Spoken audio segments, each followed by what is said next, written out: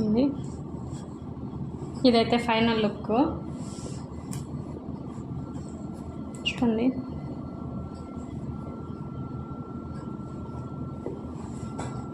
చూడండి ఇదైతే బ్యాక్ అయిపోయింది.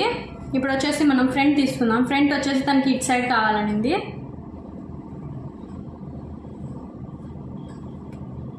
చూడండి naghati siya sa gitna. Inumpisa